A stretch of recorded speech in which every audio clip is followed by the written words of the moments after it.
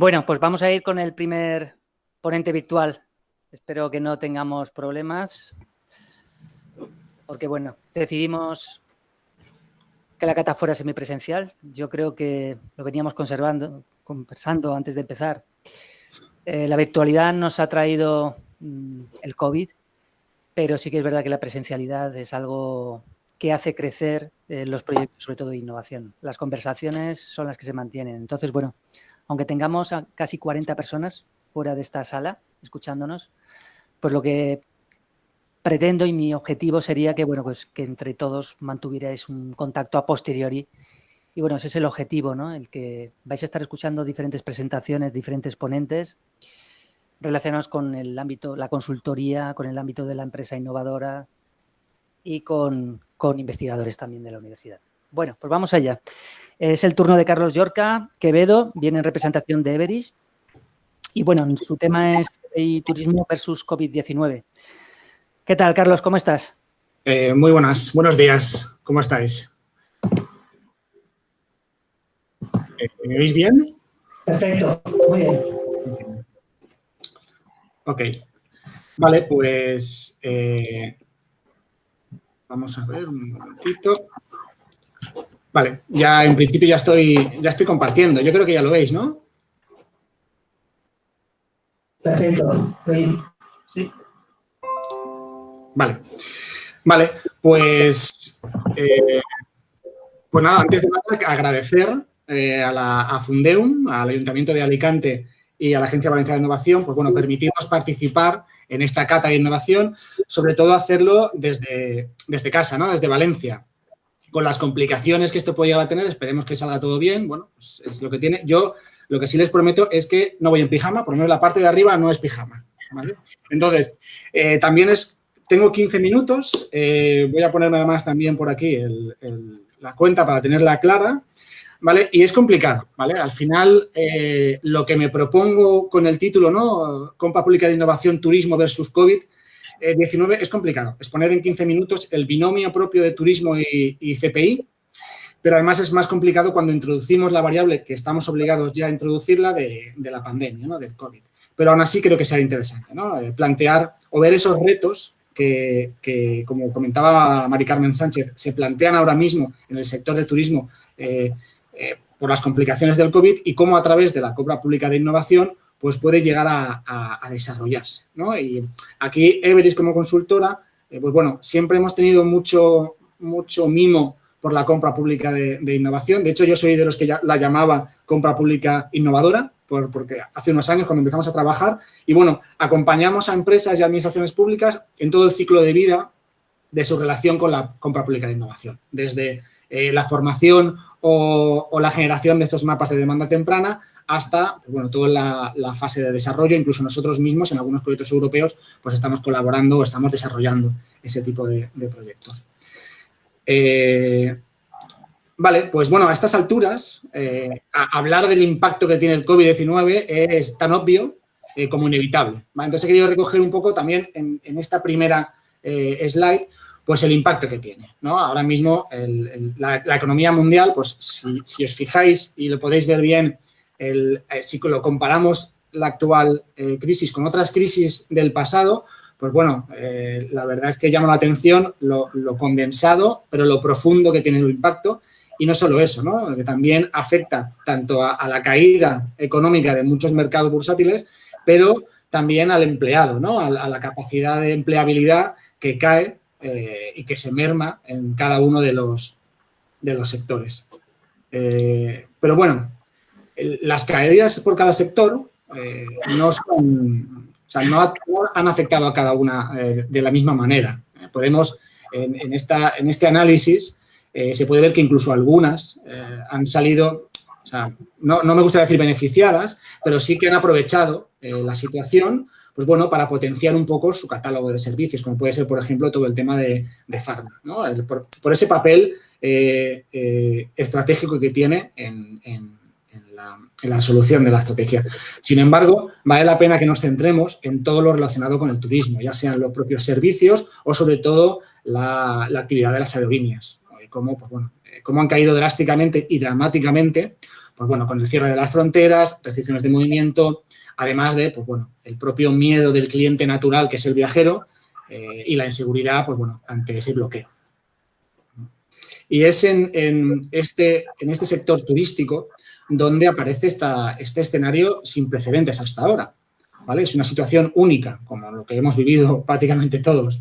Estas restricciones en los viajes, esta inseguridad que hemos comentado del viajero, la propia crisis económica que hace que nos quedemos todos en casa, hace que la caída de ingresos a nivel de pasajeros en las aerolíneas ha caído, en referencia al año pasado, aproximadamente 250.000 millones de dólares, ¿vale? A nivel mundial. O sea, esto realmente es algo a tener en cuenta. Pero bueno, lo que comentábamos es el momento de las crisis, es el momento de sacar pecho, ¿no? Y de intentar aprovechar cada situación que veamos para evolucionar y recuperarnos. Y se identifica entre los 4 motores que los analistas identifican como prioritarios para recuperar esta situación, pues es el sector turístico el que aparece, ¿vale? Junto con la inversión pública ágil y eficiente. Aquí, vamos, compra pública innovadora, podríamos haberlo puesto ahí. Consumo, exportaciones, pero bueno, es el turismo, sobre todo porque fortalece y ayuda a potenciar otros servicios, otros mercados en la generación de empleo y bueno, porque al final vuelve a generar esa capacidad de hacer que sea más atractivo las visitas y la generación turística, ¿no? En su relación. Sobre todo, al final, la recuperación de ese sector turístico tiene que ir de la mano, evidentemente, de todas las fases de la propia pandemia, ¿no? Y hemos visto como en la fase de rearranque que hemos vivido en los últimos días empieza a verse esa activación de las segundas residencias o que el transporte más de turismo o más de coche o de tren pues va activando, ¿no? Y en la estabilización, que bueno, que ya empezamos a estar, ya empieza a abrirse a tanto a turistas nacionales como internacionales. Al final será necesario que el turismo evolucione junto con las fases de desescalada para apoyar esta recuperación. Evidentemente, el sector turístico tiene unos retos, bueno, no solo el turístico, pero por centrarnos, tiene una serie de retos complicados, ¿no? Para centrarse. Aquí hay una serie de drivers que identifican los analistas de este sector, que son los que tienen que tener en cuenta. A mí personalmente, de los 9, que de hecho están reducidos de más, a mí me llama la atención y me gustan por enlazarlo directamente a la compra pública de innovación, es la incertidumbre, cuando habla de que va a ser necesario el enfrentamiento a la incertidumbre. Hay que ser realistas, ¿no? Estamos en un entorno inestable. O sea, hoy podría perfectamente haber estado por allí, pero igual mañana no puedo. Al final estamos en un entorno cambiante por culpa de la situación del COVID y hay que saber adaptarse y ser flexible rápidamente a los cambios, ¿no? Como decía Mari Carmen Sánchez, ser capaces de tener soluciones efectivas y potentes, pero también ágiles y flexibles. Entonces, esto viene de la mano de la innovación. Es el momento de innovar. Es el momento de pensar en nuevas formas de hacer las cosas. Y esto es el talento, ¿vale?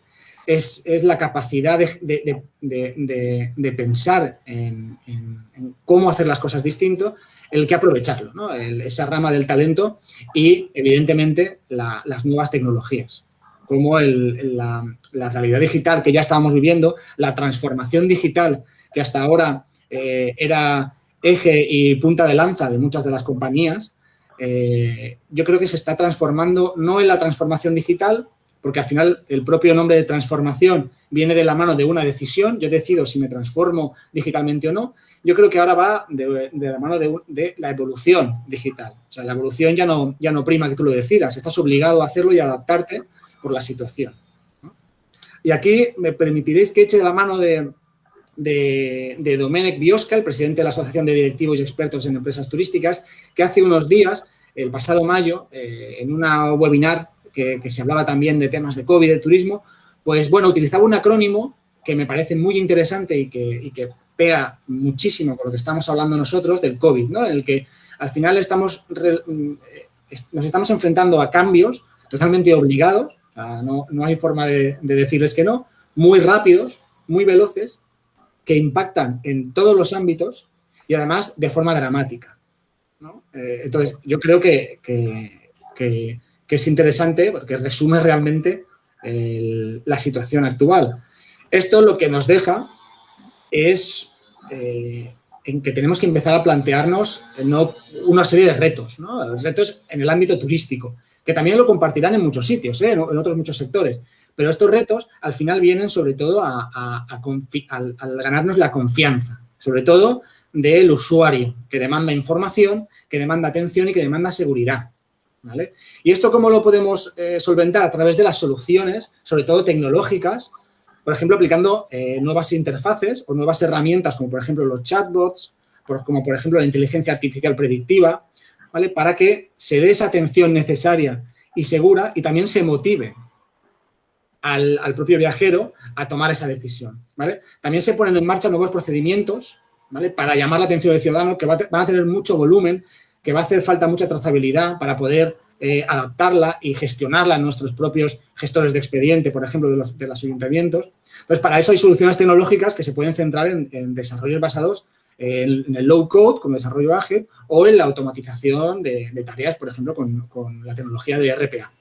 Y, sobre todo, tendremos el reto de poder tener que unificar esa visión centralizada de muchas situaciones, muchas iniciativas de distintos actores, ser capaz de unificarla y consolidarla para que, a través del análisis del dato, ¿vale? de transformar ese dato en bruto en información relevante para el ayuntamiento, para la administración pública y para las empresas, que sirvan para tomar decisiones y hacer seguimiento, ¿no?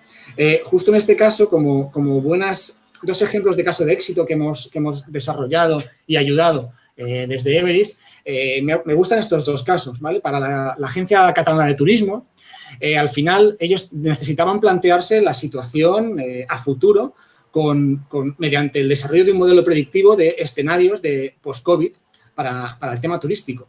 Entonces, a través de inteligencia artificial, pues bueno, se les ha preparado diferentes escenarios y una herramienta dinámica que les permite jugar con variables para saber qué puede ir pasando, ¿no? Esto les va a ayudar a la toma de decisiones y a plantear los presupuestos y muchísimas cosas más. Además, hay una línea de ese proyecto en el cual a través del análisis semántico y de sentimiento de las redes sociales se intenta entender y la evolución del viajero en cada momento, ¿no? Para identificar los focos de recuperación, para identificar las palabras clave a la hora de, evidentemente, preparar líneas de acción o de automatización de programas para llegar al propio cliente, ¿no? En este caso, al ciudadano, ¿vale? Y después, por otra parte, tenemos una experiencia muy interesante con Visit Valencia, ¿vale? Toda la parte de Turismo Valencia, en el cual nos pedían disponer de una visión centralizada y para eso desarrollamos lo que se ha llamado el sistema de inteligencia turística, que, bueno, está accesible desde su web. Yo creo que es muy interesante y lo que hace es presentar a una serie de cuadros de mando muy visuales en los cuales se analiza información de diferentes fuentes de datos, se trabajan y se presentan de forma que ya sean sus asociados a la fundación, ya sean directivos de empresas destinadas al sector turístico o incluso las administraciones, pues puedan desarrollar sus estrategias en base a los datos, ¿no? Que al final yo creo que es la importancia que tienen los datos para esta información.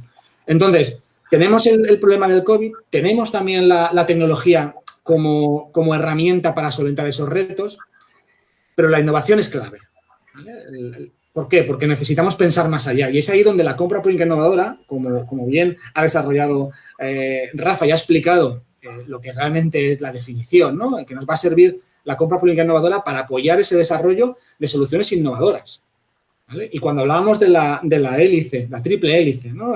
Empresa, administración pública, investigación, universidad, pues eso va totalmente alineado, como lo que nosotros entendemos como los objetivos propios de la compra pública de innovación. Hay que fomentar la innovación empresarial, hay que ayudar a la empresa a generar nuevas aplicaciones, este es el hélice de la empresa, mejorar también los servicios públicos. Lo comentaba antes Rafa.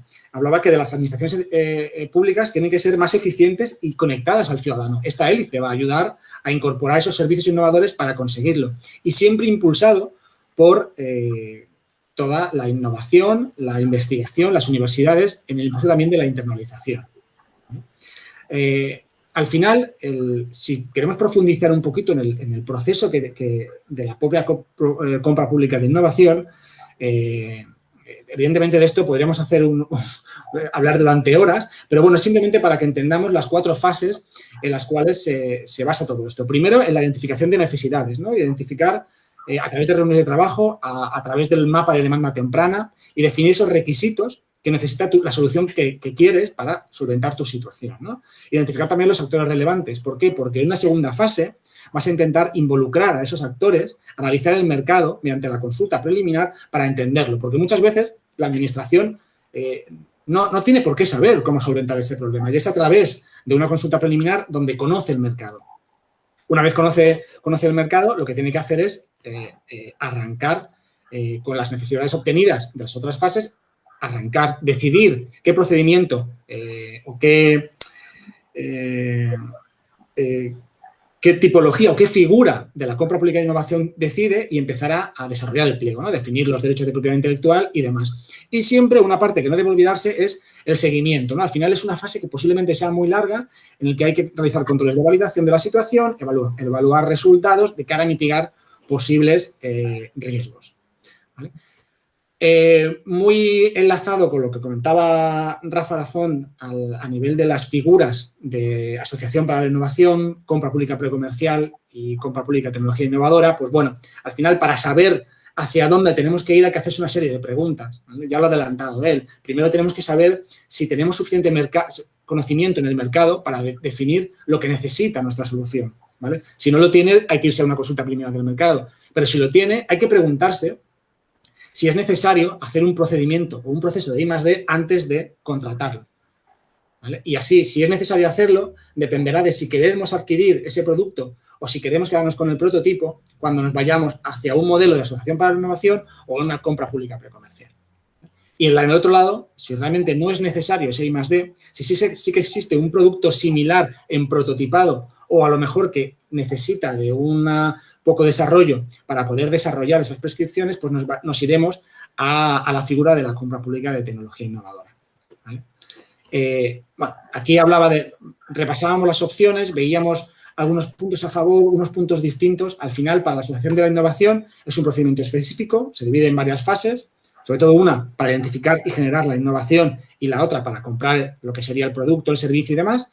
Lo interesante es que al ser escalonado nos da la capacidad de ir identificando esos resultados exitosos para que el resultado se acerque a lo que necesitamos. A tener en cuenta, normalmente es un proceso de larga duración y que requiere mucho esfuerzo. La compra pública precomercial es el puro ejemplo de inversión I+D. Evidentemente, aquí la cuestión es que los riesgos y los beneficios son compartidos y al final lo que se trata es de identificar y desarrollar esas soluciones inexistentes del mercado, ¿vale? Frente a la asociación para la innovación no se puede comprar el producto y además, en nuestra experiencia, un proceso de I+D es un escenario complicado que aterroriza mucho a las administraciones públicas. Y además no tiene un procedimiento como tal de la ley de contrato del sector público. La compra pública de tecnología innovadora normalmente es la que más se utiliza. ¿Por qué? Porque es relativamente sencilla y ágil, porque tira de las tipologías de contrato que ya conocemos, con lo cual ya no hay tantas barreras. Sin embargo, no estamos ante una innovación plena. En nuestra experiencia como Everis, de todo lo que hemos pasado, yo he querido recopilar 2 mitos que me gustaría romper y 3 preguntas que me gustaría responder. Uno de los mitos es que se suele decir que la compra pública de innovación solo sirve para resolver problemas de alta complejidad. Eso no es así. De hecho, lo hemos visto en algunos de los casos que nos han presentado, ¿no? Hay muchas entidades públicas que han utilizado esa compra pública de innovación para desarrollar y obtener problemas del día a día. Otro mito es que sale cara y es más lenta. Ya lo decía Rafa antes y se ha repetido muchas veces, ¿no? Lo barato sale caro al final. Esto, si miramos a largo plazo, posiblemente tendrá un menor impacto en nuestro presupuesto si utilizamos pues, un proceso de compra pública innovadora. Las preguntas, ¿no? ¿Quién es el responsable de la CPI? ¿El técnico o la contratación? Pues a ver, este es un problema muy, muy típico, ¿no? De choque, pues uno por otro. Al final, lo que hay que intentar es que la casa no se quede sin barrer. Al final, unos tienen que proponer la herramienta y los medios, como es la contratación, y otros tienen que identificar y trabajar la necesidad. Lo comentaba también, esto afecta a toda la organización. Y si encima contamos con un líder wow, que es lo que comentaban antes, todavía iba a ir mejor, ¿no? La pregunta, ¿cómo saber si debería aplicar una innovación? No conozco a ningún científico, esto lo han llegado a decir. A ver, no hace falta que tengas una unidad específica de científicos ni de innovadores en tu administración. Lo que tienes que hacer es colaborar, abrirte al mercado, utilizar las consultas preliminares y los estudios previos para conocer lo que hay. Y posiblemente te lleves una sorpresa, porque aquí hablamos de colaborar. Y la última pregunta, ¿necesito una unidad de innovación para hacer CPI?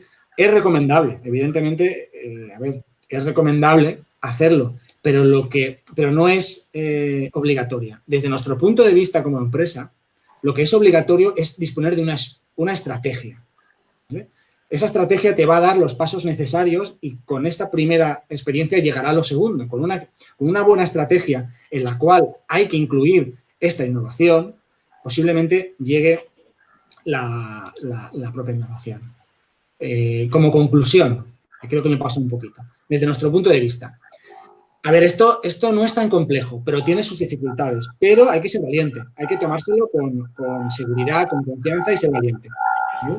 Lo importante es la colaboración, tanto interna dentro de la administración como externa. Pensar en empresas que pueden ayudaros o en realizar pues, todo tipo de consultas al mercado. Compromiso, alinearse con la estrategia que se haya marcado. Antelación, utilizar el mapa de demanda temprana, porque de un día para otro no vamos a solucionar nada. Hay que tener un poco de previsión. Y sobre todo, ser prácticos. La innovación no se puede esforzar. No puedes decir esto es innovación. Se tiene que generar. Se tiene que crear con la triple hélice, ¿no? Con la empresa, la administración pública y la innovación. Y bueno, esto era todo lo que quería contar. No sé si me he ido un poquito de tiempo, me parece. Nada, Carlos, muchísimas gracias. Creo que ha sido muy... Y te agradecemos tu participación. A vosotros, muchísimas gracias.